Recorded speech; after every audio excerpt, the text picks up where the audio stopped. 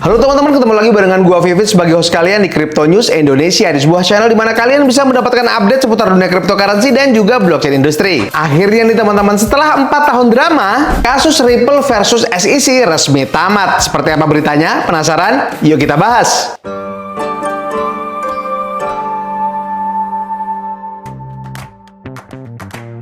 Ripple barusan cabut banding terhadap SEC, dan keputusan ini bikin banyak orang di dunia kripto bilang ini adalah akhir dari salah satu saga hukum paling lama dan paling ribet dalam sejarah kripto. Nah, buat kalian-kalian yang belum ngikutin dari awal, kita balik ke Desember tahun 2020.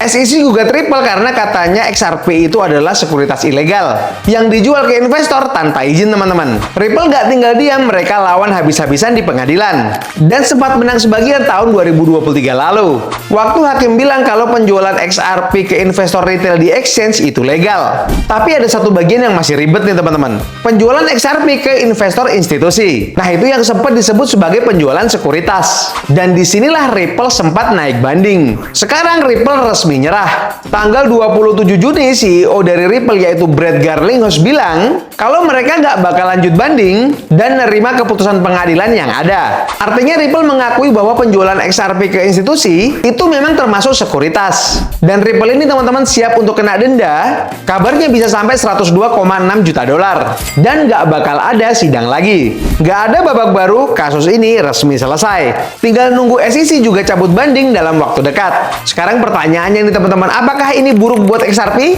Jawabannya nggak juga. Justru sebaliknya teman-teman, karena putusan tahun 2023 yang bilang XRP di crypto exchange itu bukan sekuritas masih berlaku.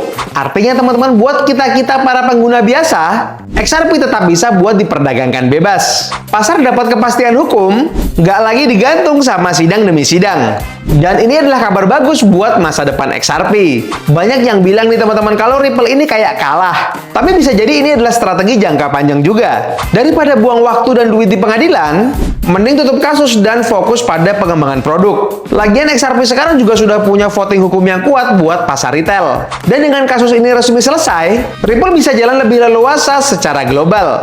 Jadi guys, Ripple ini sudah tarik banding dan SEC bakal menyusul. Dan denda mungkin bakal dibayar, tapi buat kita para investor retail, kabar ini justru bisa bikin pasar XRP lebih stabil. Apakah ini sinyal bullish buat XRP? Atau ini adalah babak baru yang tenang setelah drama panjang? Coba tulis pendapat kalian di kolom komentar. Tapi jangan lupa teman-teman untuk selalu manage keuangan kalian dengan baik, karena kendali keuangan tetap ada di tangan kalian. Jangan lupa juga untuk selalu lakukan your own research, karena kalian wajib untuk meresearch, meneliti, dan menganalisa setiap proyek-proyek kripto ataupun aset-aset kripto yang bakal kalian beli, kalian ikuti, dan juga kalian investasikan. Kalau kalian suka dengan video kali ini, kalian boleh like, komen, dan juga subscribe. Jangan lupa untuk share ke teman-teman kalian. Sampai jumpa di video-video selanjutnya. Dadah!